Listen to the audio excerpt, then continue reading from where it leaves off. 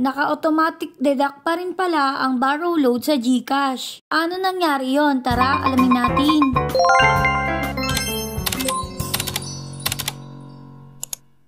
So kanina binuksan ko yung GCash ko at nagtaka ko bakit wala nang laman to. Sa pagkakaalam ko kasi meron pa tong 40 pesos na laman. So syempre kahit 40 pesos lang yon, inisip ko kung anong nangyari at saan siya napunta. Kaya dali-dali kong tinignan yung transaction history ko pero wala naman akong nakita na ginastos ko or nakaltas yung 40 pesos.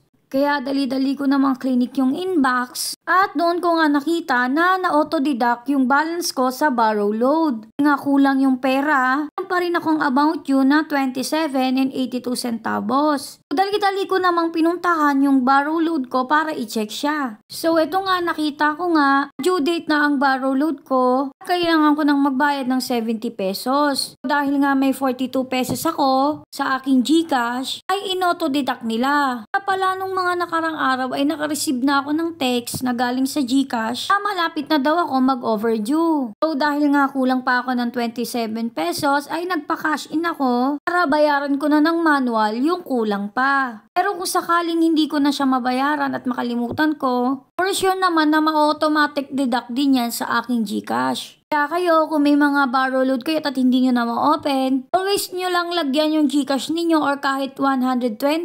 Kung sakaling umabot na sa due date ay automatic na siyang madideduct. Wala na kayong iisipin pa. So ayan, binayaran ko na nga at okay na siya. Tapos, chinek ko ulit yung borrow load ko. Tignan ko kung nakapasok na talaga yung payment. At ayan nga, zero na yung balance na nakalagay. So, meaning, wala na dapat akong problemahin. At aantayin ko na lang kung kailan ako pwede ulit makapag-borrow ng loan. Na-question kayo na hindi ko agad masagot, hindi kayong mag-comment dito. Kayo agad mag-chat sa akin or mag-PM sa akin. Kasi minsan natatabunan yun kaya hindi ko agad napapansin. Lang kayo sa mga videos ko rito at panigurado mapapansin ko yan. Pa-like na rin or follow. Yun nga no, sana may natutunan kayo sa panonood. Thank you for watching. Bye!